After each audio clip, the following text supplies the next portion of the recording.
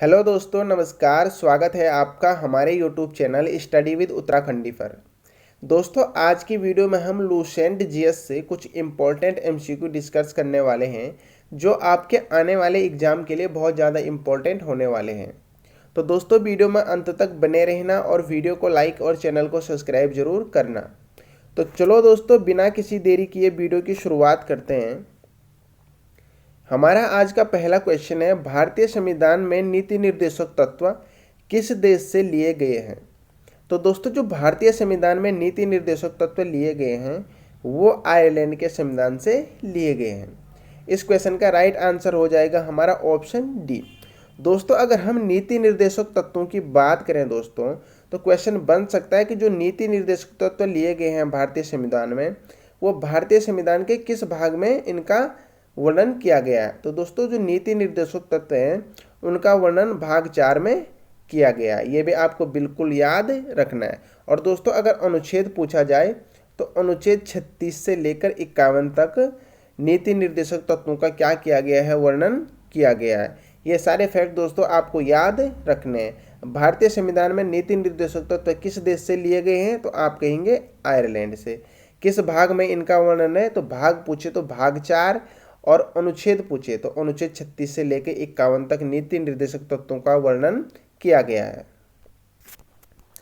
अगला क्वेश्चन है हमारा, भारतीय संविधान में संघीय व्यवस्था को किस देश के संविधान से लिया गया है? तो दोस्तों, जो भारतीय संविधान में संघीय व्यवस्था ली गई है दोस्तों, वो कनाडा के संविधान से ली गई है। इस क्वेश्चन का राइट आंसर हो जाएगा हमारा ऑप्शन बी। और दोस्तों, जो भारतीय संविधान में संघीय व्यवस्था ली गई है दोस्तों, इसका वर्णन दोस्तों भारतीय संविधान के भाग 1 में किया गया है। ये भी आपको बिल्कुल याद रखना है। और दोस्तों, अनुच्छेद 1 से लेकर 4 के अंतर्गत इसका वर्णन किया गया है। अगर भाग पूछे कि संघीय व्यवस्था का वर्णन किस भाग में किया गया है, तो भाग 1 में किया गया है। और अगर अनुच्छेद पूछा जाए आपसे तो अनुच्छेद 1 से और 4 के अंतर्गत किया गया है। और किस देश से लिया गया है संघीय व्यवस्था? तो कनाडा से लिया गया। ये सारे फैक्ट दोस्तों आपको बिल्कुल याद रखने हैं। अगला क्वेश्चन है हमारा, भारतीय संविधान में मौलिक कर्तव्यों को किस देश के संविधान से लिया गया है? तो दोस्तों, जो भारतीय संविधान में मौलिक कर्तव्य लिए गए हैं वो रूस के संविधान से लिए गए हैं। इस क्वेश्चन का राइट आंसर हो जाएगा हमारा ऑप्शन ए। दोस्तों, जो 42वां संविधान संशोधन हुआ था 1976 में, ये भी आपको बिल्कुल याद रखना है। 42वां संविधान संशोधन कब हुआ था? 1976 में। तो दोस्तों, जो 1976 में 42वां संविधान संशोधन हुआ था, इसके द्वारा दोस्तों मौलिक कर्तव्यों को भारतीय संविधान में सम्मिलित किया गया था। ये भी आपको बिल्कुल याद रखना है। और दोस्तों, जो मौलिक कर्तव्य हैं दोस्तों, इनका वर्णन दोस्तों संविधान के भाग 4 क में, संविधान के भाग 4 क में किया गया है। ये भी आपको बिल्कुल याद रखना है। और दोस्तों, अगर अनुच्छेद पूछा जाए आपसे तो अनुच्छेद 51 के भाग क में, ये भी आपको बिल्कुल याद रखना है। भारतीय संविधान में मौलिक कर्तव्यों को किस देश के संविधान से लिया गया है? तो रूस के संविधान से लिया गया है। और जो दोस्तों प्रथम संविधान संशोधन हुआ था वो कब हुआ था? 1976 में। और मौलिक कर्तव्यों का वर्णन संविधान के किस भाग में किया गया है? तो भाग 4 क में किया गया है। और मौलिक कर्तव्यों का वर्णन संविधान के किस अनुच्छेद में किया गया है? तो अनुच्छेद 51 क में। ये सारे फैक्ट दोस्तों आपको याद रखने हैं। अगला क्वेश्चन है हमारा, भारतीय संविधान के किस भाग में मौलिक अधिकार वर्णित हैं? तो दोस्तों, जो भारतीय संविधान का भाग 3 है दोस्तों, इसमें मौलिक अधिकार वर्णित हैं। इस क्वेश्चन का राइट आंसर हो जाएगा हमारा ऑप्शन बी। और जो दोस्तों भारतीय संविधान में मौलिक अधिकार लिए गए हैं दोस्तों, वो अमेरिका के संविधान से लिए गए हैं। ये भी आपको बिल्कुल याद रखना है। दोस्तों, क्वेश्चन बन सकता है कि भारतीय संविधान में मौलिक अधिकारों को किस देश के संविधान से लिया गया है? तो दोस्तों अमेरिका के संविधान से लिया गया है। और दोस्तों, जो मौलिक संविधान में मौलिक अधिकार हैं दोस्तों, इनका वर्णन किया गया है संविधान के भाग 3 में। अगला क्वेश्चन है हमारा, वर्तमान में भारत में कितने राज्य हैं? तो दोस्तों, वर्तमान में भारत में है 28 राज्य। इस क्वेश्चन का राइट आंसर हो जाएगा हमारा ऑप्शन बी। और दोस्तों अगर हम केंद्र शासित प्रदेशों की बात करें दोस्तों, तो वर्तमान में दोस्तों भारत में 8 केंद्र शासित प्रदेश हैं। दोस्तों पहले 7 केंद्र शासित प्रदेश थे, लेकिन दोस्तों जम्मू कश्मीर में 370 हटने के बाद दोस्तों जम्मू कश्मीर को भी दोस्तों केंद्र शासित प्रदेश घोषित कर दिया गया। और दोस्तों वर्तमान में केंद्र शासित प्रदेशों की संख्या हो गई 8 और राज्य कितने हैं? 28। अगला क्वेश्चन है हमारा, भारत के केंद्र शासित प्रदेश दादरा नगर हवेली और दमन द्वीप का विलय कब किया गया? तो दोस्तों जो भारत के केंद्र शासित प्रदेश हैं दादरा नगर हवेली और दमन द्वीप, इनका विलय किया गया दोस्तों 26 जनवरी 2020 को। इस क्वेश्चन का राइट आंसर हो जाएगा हमारा ऑप्शन बी। और दोस्तों अगर हम दादरा नगर हवेली और दमन द्वीप की राजधानी की बात करें दोस्तों, तो इनकी राजधानी है दमन। दोस्तों क्वेश्चन पूछा जा सकता है दादरा नगर हवेली और दमन द्वीप की राजधानी कहाँ है? तो दोस्तों इनकी राजधानी है दमन। और दोस्तों इनका विलय कब किया गया था? तो 26 जनवरी 2020 को। अगला क्वेश्चन है हमारा, तीस्ता नदी विवाद किन देशों के मध्य है? तो दोस्तों जो तीस्ता नदी विवाद है वो भारत और बांग्लादेश के मध्य है। इस क्वेश्चन का राइट आंसर हो जाएगा हमारा ऑप्शन सी। दोस्तों अगर हम तीस्ता नदी की बात करें, तो तीस्ता नदी का जो उद्गम स्थल है दोस्तों वो तिब्बत के पठार से होता है। दोस्तों क्वेश्चन बन सकता है कि तीस्ता नदी का उद्गम स्थल कहाँ से होता है? तो दोस्तों तीस्ता नदी का जो उद्गम होता है दोस्तों वो तिब्बत के पठार से होता है। और दोस्तों जो तीस्ता नदी है दोस्तों, इसको जो तीस्ता नदी है ये दोस्तों ब्रह्मपुत्र की सहायक नदियाँ हैं। दोस्तों क्वेश्चन बन सकता है कि तीस्ता नदी किसकी सहायक नदी है? तो दोस्तों तीस्ता नदी ब्रह्मपुत्र की सहायक नदी है, ये भी आपको बिल्कुल याद रखना है। और तीस्ता नदी विवाद किन देशों के मध्य है? तो भारत और बांग्लादेश के मध्य। अगला क्वेश्चन है हमारा, ब्रह्मपुत्र नदी कितने देशों में प्रवाहित होती है?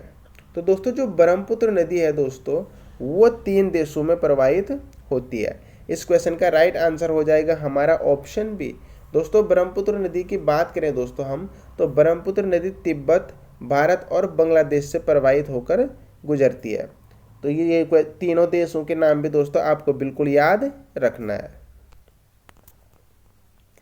अगला क्वेश्चन है हमारा, ब्रह्मपुत्र नदी भारत के किन किन राज्यों में प्रवाहित होती है?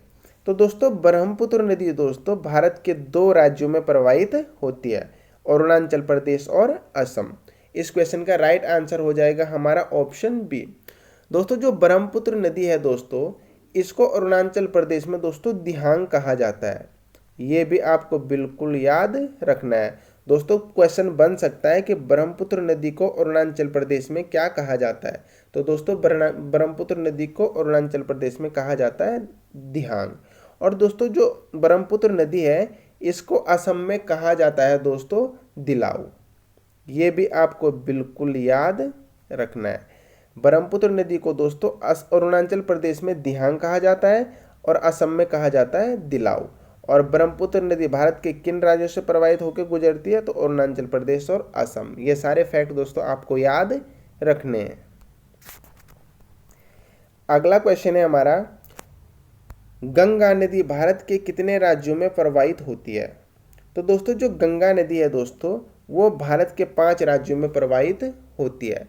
इस क्वेश्चन का राइट आंसर होता है हमारा ऑप्शन ए। दोस्तों भागीरथी को ही देवप्रयाग के बाद गंगा नाम से जाना जाता है। और जो गंगा नदी दोस्तों भारत के 5 राज्यों में प्रवाहित होती है उसमें दोस्तों उत्तराखंड हो गया, उत्तर प्रदेश, बिहार, झारखंड और पश्चिम बंगाल, इन 5 राज्यों से होकर दोस्तों गंगा नदी गुजरती है। तो ये सारे फैक्ट दोस्तों आपको याद रखने हैं।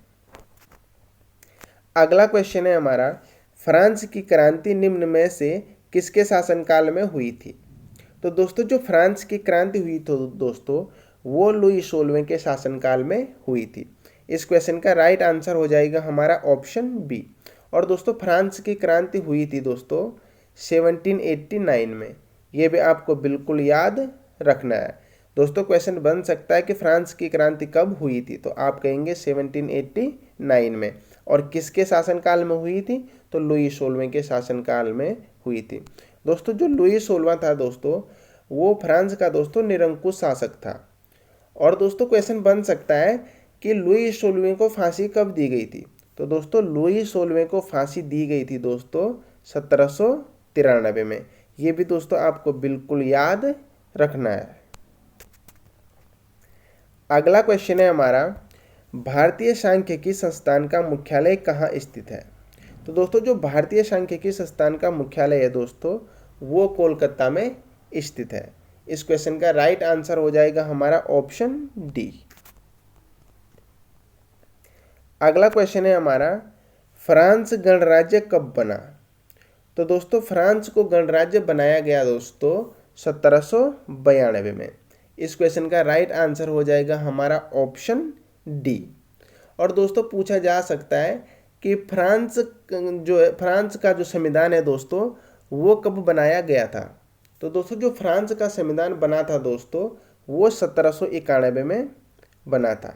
ये भी आपको बिल्कुल याद रखना है। दोस्तों जब 1791 में फ्रांस का संविधान बना था तो उसके ठीक एक साल बाद दोस्तों 1792 में फ्रांस को क्या किया गया, गणराज्य घोषित किया गया। तो ये दोनों फैक्ट दोस्तों आपको याद रखने हैं कि फ्रांस का संविधान कब बना 1791 में और गणराज्य कब घोषित किया गया 1792 में। अगला क्वेश्चन है हमारा, राष्ट्रीय सांख्यिकी दिवस किस तिथि को मनाया जाता है। तो दोस्तों जो राष्ट्रीय सांख्यिकी दिवस मनाया जाता है दोस्तों वो 29 जून को मनाया जाता है।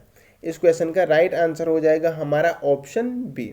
और दोस्तों यहाँ ये अगर आपसे पूछा जाए कि राष्ट्रीय सांख्यिकी दिवस किसके जन्म दिवस दिन के अवसर पर मनाया जाता है, तो दोस्तों जो राष्ट्रीय सांख्यिकी दिवस मनाया जाता है दोस्तों वो प्रशांत चंद्र महालनोबिस के जन्म दिवस के अवसर पर मनाया जाता है। ये भी आपको बिल्कुल याद रखना है, किसके जन्म दिवस के अवसर पर मनाया जाता है, प्रशांत चंद्र महालनोबिस के जन्म दिवस के अवसर पर मनाया जाता है। और दोस्तों इनका जन्म हुआ था दोस्तों 29 जून 1893 को। ये भी आपको बिल्कुल याद रखना है। और दोस्तों जब भारत स्वतंत्र हुआ था दोस्तों तो स्वतंत्र भारत के पहले मंत्रिमंडल में दोस्तों ये सांख्यिकी सलाहकार थे दोस्तों। ये भी आपको बिल्कुल याद रखना है। क्वेश्चन बन सकता है दोस्तों कि स्वतंत्र भारत के पहले मंत्रिमंडल में सांख्यिकी सलाहकार कौन थे। तो दोस्तों जो सांख्यिकी सलाहकार थे स्वतंत्र भारत के प्रथम मंत्रिमंडल में वो थे प्रशांत चंद्र महालनोबिस। और उनके जन्म दिवस के अवसर पर ही सांख्यिकी दिवस मनाया जाता है 29 जून को। अगला क्वेश्चन है हमारा, इटली में फांसीवाद का उदय किसके नेतृत्व में हुआ था। तो दोस्तों इटली में जो फांसीवाद का उदय हुआ था दोस्तों वो मुसोलिनी के नेतृत्व में हुआ था। इस क्वेश्चन का राइट आंसर हो जाएगा हमारा ऑप्शन बी। अगला क्वेश्चन है हमारा, इटली में राष्ट्रीय आकांक्षाओं की पूर्ति के लिए किस दल को महत्व मिला। तो दोस्तों इटली में राष्ट्रीय आकांक्षाओं की पूर्ति के लिए दोस्तों फांसीवादी दल को महत्व दिया गया। इस क्वेश्चन का राइट आंसर हो जाएगा हमारा ऑप्शन बी। अगला क्वेश्चन है हमारा, मुसोलिनी द्वारा गठित अनुयायी सेना का नाम क्या था। तो दोस्तों मुसोलिनी द्वारा दोस्तों गठित अनुयायी सेना का नाम था दोस्तों ब्लैक शर्ट सेना। इस क्वेश्चन का राइट आंसर हो जाएगा हमारा ऑप्शन सी। और दोस्तों मुसोलिनी द्वारा दोस्तों ब्लैक शर्ट सेना का गठन किया गया था दोस्तों 1919 में। ये भी आपको बिल्कुल याद रखना है। ब्लैक शर्ट सेना का गठन कब किया गया था 1919 में। और किसके द्वारा किया गया था, मुसोलिनी के द्वारा। अगला क्वेश्चन है हमारा, मुसोलिनी अपने शासनकाल में निम्नलिखित किस पद पर था। तो दोस्तों मुसोलिनी अपने शासनकाल में प्रधानमंत्री, सेना प्रमुख और राष्ट्रीय निगम परिषद का अध्यक्ष दोस्तों इन सभी पदों पर था दोस्तों मुसोलिनी अपने शासन काल में। इस क्वेश्चन का राइट आंसर हो जाएगा हमारा ऑप्शन डी। अगला क्वेश्चन है हमारा, नेपोलियन बोनापार्ट फ्रांस का सम्राट किस वर्ष बना था। तो दोस्तों जो नेपोलियन बोनापार्ट था दोस्तों वो फ्रांस का सम्राट बना था 1805 ईस्वी में। सॉरी दोस्तों यहाँ पे मिस टाइप हो गया, वो बना था 1815 में। ये मिसटाइप हो गया दोस्तों। तो जो नेपोलियन बोनापार्ट बना था दोस्तों फ्रांस का सम्राट, वो 1815 में बना था। इस क्वेश्चन का राइट आंसर हो जाएगा 1815। अगला क्वेश्चन है हमारा, वाटरलू का युद्ध कब हुआ था? तो दोस्तों जो वाटरलू का युद्ध हुआ था दोस्तों, वो भी 1815 में हुआ था। इस क्वेश्चन का राइट आंसर हो जाएगा हमारा ऑप्शन बी। और दोस्तों अगर हम वाटरलू के युद्ध की बात करें दोस्तों, तो पूछा जा सकता है कि वाटरलू का युद्ध किसके मध्य हुआ था? तो दोस्तों वाटरलू का युद्ध हुआ था नेपोलियन बोनापार्ट और दोस्तों फ्रांस, ब्रिटेन, प्रशिया, ऑस्ट्रिया और हंगरी, इन सब की संयुक्त सेनाओं के मध्य और दोस्तों नेपोलियन बोनापार्ट के मध्य हुआ था। और इसमें क्या हुआ था दोस्तों, जो नेपोलियन बोनापार्ट था दोस्तों, इसने आत्मसमर्पण कर दिया था। तो दोस्तों क्वेश्चन बन सकता है कि नेपोलियन बोनापार्ट ने आत्मसमर्पण किस युद्ध में किया था? तो दोस्तों नेपोलियन बोनापार्ट ने जो आत्मसमर्पण किया था दोस्तों, वो वाटरलू के युद्ध में किया था। ये भी आपको बिल्कुल याद रखना है। तो दोस्तों ये थे हमारे आज के कुछ इंपॉर्टेंट MCQ। दोस्तों आशा करता हूँ आपको वीडियो अच्छी लगी होगी। दोस्तों अगर वीडियो अच्छी लगती है तो वीडियो को लाइक और चैनल को सब्सक्राइब जरूर करें। थैंक यू फ्रेंड, स्वस्थ रहिए, मस्त रहिए और मिलते हैं दोस्तों कल एक नई वीडियो में। तब तक के लिए बाय।